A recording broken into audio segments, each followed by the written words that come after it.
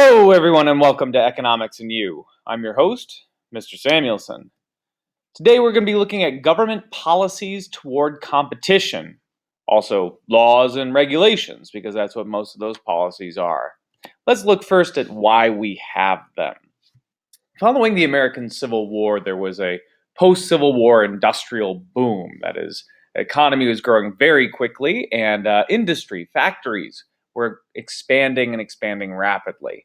But they all needed power, they all needed energy, they all needed oil in order to function. And in America, there was one person who really got ahead of the game on recognizing the growing need for oil, and that was John D. Rockefeller.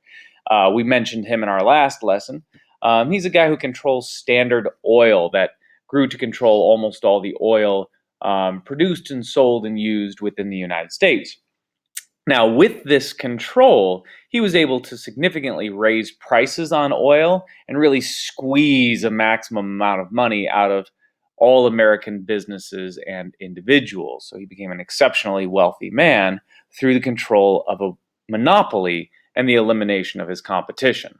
Now, this is a problem. Americans didn't like this, and there was quite an outcry against this sort of practice. And the idea that others were doing this in other areas. People didn't like the existence of monopolies and saw the problems that they created. So in 1890, they created the Sherman Antitrust Act, Congress did. This was an idea to get rid of these monopolies. And it allowed the government to break up monopolies and to stop new ones from forming.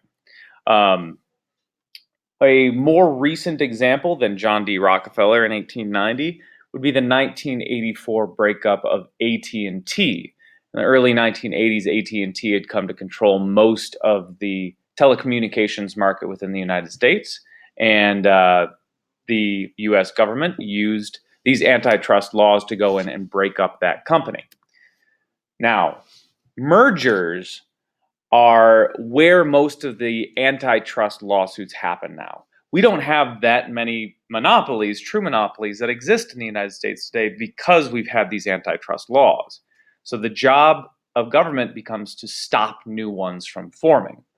Now, when large companies merge, say you've got, a couple of cable companies, we'll use Comcast and Time Warner Cable.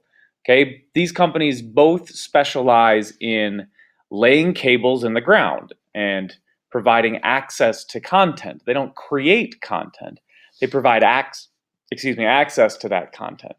Now, when those companies merge, they stop competing with each other. Right? They're now one company, and they can grow to have a monopoly.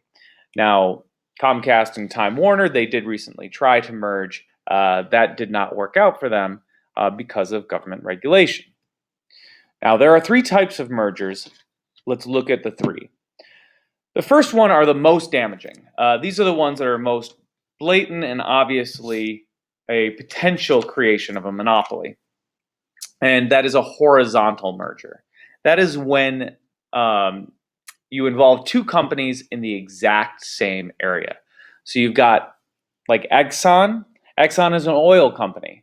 They drill oil out of the ground and they transport it to oil refineries. That is what they do. Mobil was an oil company. They drill oil and provide gasoline to consumers. These two companies are doing basically the same thing. And a number of years back, they decided to stop competing with each other. They would just merge and form one larger company. And they did. And ExxonMobil is now the largest oil company in the world, because they were able to have that sort of merger. Now, if you were to add a couple of other companies to them, BP or Sunoco, and you start to pile them into that, if they were to have further mergers, they would create a monopoly. Vertical mergers are another one. Verticals involve connecting suppliers in the same production chain. We'll use the cable television companies again for this one. NBC and Comcast, if there's a proposed merger there, which there has been, we would have a content provider. NBC makes programs, but they don't deliver it. Comcast delivers programs, but they don't make them. if they were to merge together, then we would have a content provider and a content creator working by the same company. And the fear with something like this is that Comcast might charge NBC less money to use Comcast wires, and therefore NBC would have more money available to put into better programming, and they could drive CBS, ABC, Fox all out of business because they've got better quality programming because their costs went down because of this merger. So those are some examples of vertical mergers. You also see that with oil refineries and gas stations. You can see that with these companies as well. Conglomerate mergers are the least monopolistic because these companies have no direct connections to each other. It might be a company, an energy company that happens to buy a fruit company just because they think that owning that fruit company will lead to profits. And that's the only reason they bought it. Controlling this fruit company could help them profit, but they're not going to actually integrate the two businesses in any way. It's still a merger, but it's not going to lead to monopolistic practices. All right, government regulations. Government regulations exist to promote competition and efficiency in the economy. That's the idea. We don't want a Standard Oil.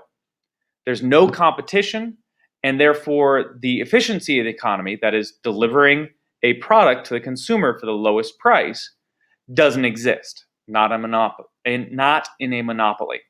So government regulations are supposed to promote that. Now, sometimes they don't, particularly on the efficiency side of things. Sometimes they simply just fail, and sometimes they have the opposite impact. Sometimes the regulations are so tight and so constraining that businesses are no longer able to function at a low cost. And if the idea of an efficient economy is to bring this product to the consumers as close to the cost and close to a low cost as possible, the market becomes less efficient because business costs have increased because of regulation. That's led many in America to believe that we need to promote further deregulation, that is, get rid of all of these rules in the hopes of increasing business efficiency. But then we get back to the initial problems of businesses abusing the population or looking out only for profits and not for the public, which is, of course, a business's job. They look out for profits. The government's job is to look out for the public. So some sensible integration of the two is the right answer. It's just a debate over where that integration lies and how it falls. That is the debate. Within our government today, there are a lot of regulatory agencies. You could look them up. There's dozens. A couple of the better well-known ones. We have the Federal Trade Commission. Federal Trade Commission applies to a lot of what we talk about in our economics class because it's supposed to protect against unfair competition and business fraud. Basically, they're the ones that break up the monopolies, and they're the ones that make sure that if you advertise a product, it actually does what you advertise it to do. The Food and Drug Administration, the FDA, is responsible for making sure that the food and medicines and cosmetics that we use are made with safe products and that they're not going to make us sicker. All right, so that was our lesson today. Thank you very much for joining me. Hope you learned something today, and farewell.